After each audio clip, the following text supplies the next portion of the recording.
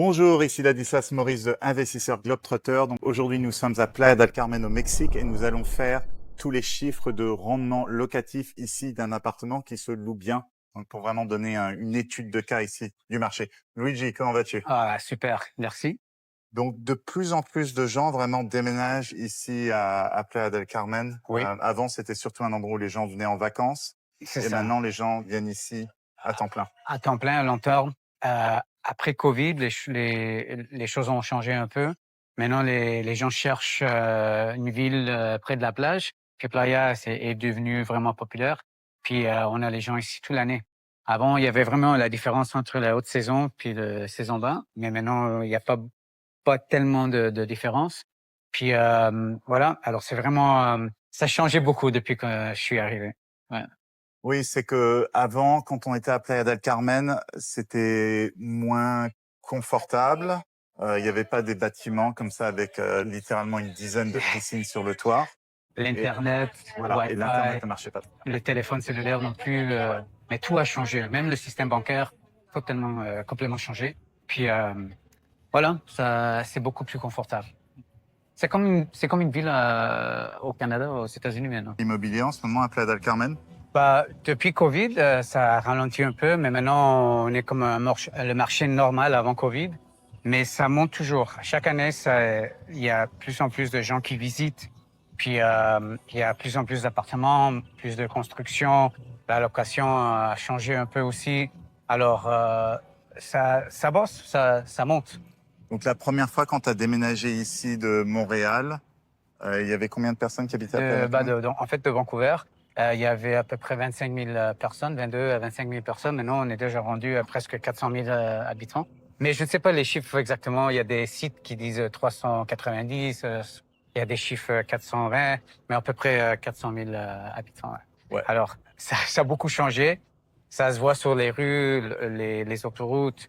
Ils ont tout refait, tu vois. Ils ont construit les ponts pour passer pour Playa. Puis voilà, ça change, Et, ça grandit. et ce que je voudrais dire aussi, ce qu'il y a d'important, donc avant de venir investir dans un endroit comme ça, donc ça c'est bon, les Québécois vont comprendre, les Français, les Belges et les Suisses un peu moins. C'est vraiment important de comprendre dans quel bâtiment investir. Donc de temps en temps, faut littéralement faire une liste il y a 3, 4 bâtiments dans lesquels je vais investir, parce que justement votre marché cible, les digital nomades avec de l'argent, qui viennent ici pour quelques mois, qui n'hésitent pas à payer un premium parce qu'ils veulent de la qualité, Ouais. ce genre de clients, ils vont aller que dans certains bâtiments, en fait. Donc surtout les clients nord-américains. Les Européens, c'est un peu plus différent. Donc si vous venez ici avec une mentalité de Français ou de Belges ou de Suisses qui regardent vraiment le prix au mètre carré, ce qui marche bien en Europe, ici vous vous ferez avoir parce que vous finirez par acheter des appartements en fait qui ne plaisent pas aux gens. Et ce Ouais. qu'il faut savoir, c'est qu'il y a quand même beaucoup d'offres sur le marché ici. Donc c'est un marché qui est très compétitif. Mais si vous achetez les bons appartements, ça ne veut pas toujours dire les plus chers, mais dans certains cas, ça veut dire les plus chers. Vous aurez énormément de demandes. Mais après, un appartement qui est peut-être 30% moins cher juste à côté, vous aurez du mal à trouver des locataires. Donc c'est un marché qui est vraiment très spécifique. Vous pouvez trouver des bons deals, vous pouvez faire des bonnes affaires, vous pouvez avoir du rendement, mais il faut vraiment comprendre et accepter que c'est un marché qui est sans doute très différent du marché auquel vous êtes habitué d'habitude. Ouais, c'est sûr. Il faut faire attention avec les appartements qui sont un peu plus loin de la plage, qui n'ont pas par exemple, les piscines, l'Internet fonctionne pas trop bien, parce que les digital nomades, comme tu as déjà dit, faut avoir tous les conforts, sinon la location va pas marcher. Voilà, Ouais. ou vraiment, sinon aller dans des trucs pas chers et faire du rendement. Donc il y a différentes manières de se faire de l'argent ici, Ouais. mais il faut vraiment faire très attention. Très bien, donc on va aller voir un appartement maintenant. Oui, un appartement, une chambre à coucher, puis avec la locatrice, Ok. elle nous attend. Ouais. Très bien.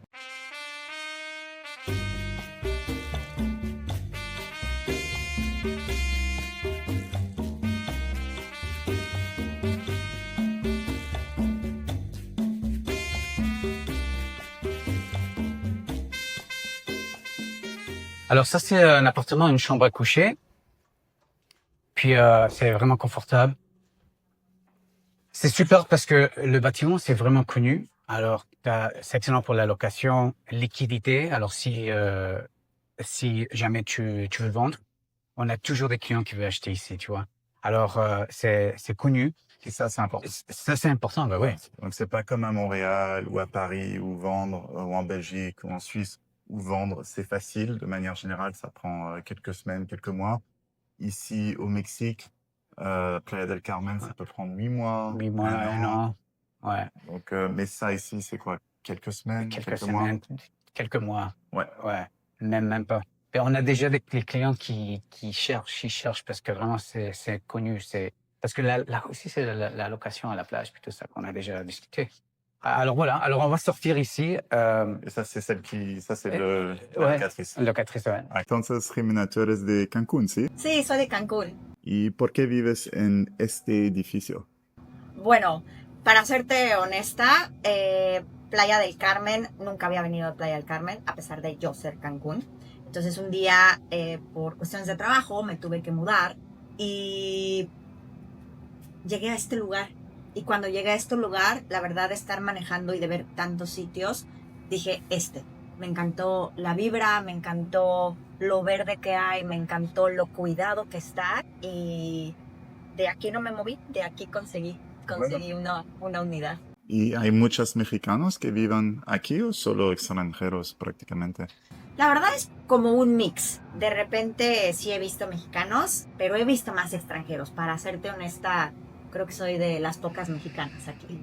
¿Y más Airbnb o más gente que viven aquí todo el tiempo, al año? Pues es por temporadas, pero lo padre de estar aquí en este lugar es que los chicos, ¿no?, de administración, cuando eres Airbnb te distingues por un brazalete. Entonces, si es Airbnb, luego vas a saber, mira, es Airbnb, ¿no? No vive aquí por largo tiempo.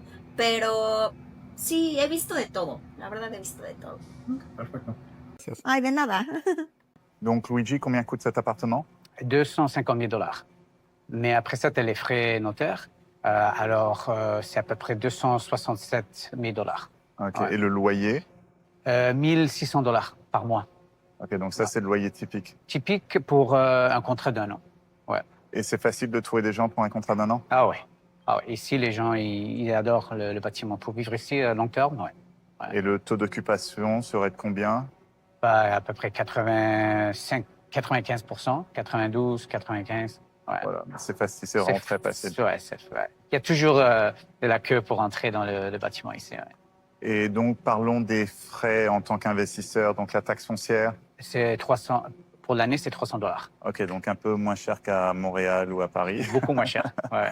Et en termes de gestion immobilière, donc trouver les locataires, gérer l'appartement, Normalement, etc. c'est la location d'un mois, 1 600 $. Ouais, Okay. Normalement, est-ce que c'est la commission qu'on doit payer pour l'argent? Tu as aussi pour le bâtiment, les frais, pour l'année, c'est 2 400 $. Les frais de copropriété. Ouais, c'est ça.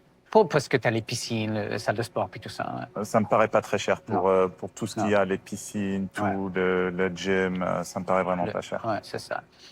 Puis après ça, si tu veux mettre un peu d'argent à côté pour des réparations, c'est à peu près 300, 400 $ par année. C'est pas trop cher. Dans les contrats, tu peux mettre dans le contrat que le locateur prend soin de l'air climatisé et puis tous les petits trucs comme ça. Alors, vraiment, c'est pas trop cher. Puis après ça, on a les frais de le fideicomiso, trust, bank trust. Ça, c'est 600 $ pour l'année. Pour les étrangers. Pour les étrangers, ouais, c'est ça. Et oui, parce que quand on achète ici au Mexique, soit près d'une frontière, soit à 50 km de la côte, en tant qu'étranger, on peut acheter, mais on doit utiliser juste une structure, un bank trust, et ça ajoute un petit peu de frais. C'est pas la fin du monde, mais bon, faut savoir. Ouais, c'est 600 $ pour l'année. Puis aussi pour gérer l'appartement, si jamais tu es à l'étranger, tu as besoin de quelqu'un ici pour gérer l'appartement, c'est à peu près 1 800 $ pour l'année, d'avoir quelqu'un ici pour payer les frais, payer l'électricité, puis tout ça, puis prendre soin de l'appartement. Alors, c'est à peu près 1 800 $ par année. Voilà, donc ça, on part vraiment avec un scénario où la personne veut investir et ne rien faire. Beaucoup d'investisseurs, en fait, font ça à distance. Ils payent leur électricité, leur eau, tout ça à distance. Et même, de temps en temps, pour réduire les frais, quand ils font des visites d'appartements, ils font en sorte que ce soit la femme de ménage qui ouvre la porte. Comme ça, ils n'ont pas à payer des frais à des agents. Ouais. Mais bon, là, on prend vraiment les chiffres. si vous voulez investir et ne pas y penser. Et donc, on finit à peu près un rendement net avant impôt de 4%, C'est ce ça. qui est pas mauvais. Et surtout sur Airbnb, ce serait plus. Ouais, ce serait plus.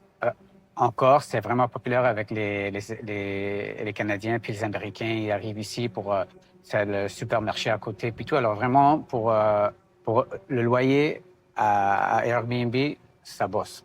Il y a toujours des gens en vacances ici dans le bâtiment, ça se voit. Alors, mais les frais changent. Voilà. Ouais. Après, c'est une autre C'est structure, notre etc. structure, ouais. Après, les impôts, je ne veux pas trop parler des impôts au Mexique, c'est que il y a plein d'interprétations différentes, on va dire ça comme ça. Il y a des différentes stratégies. Ouais.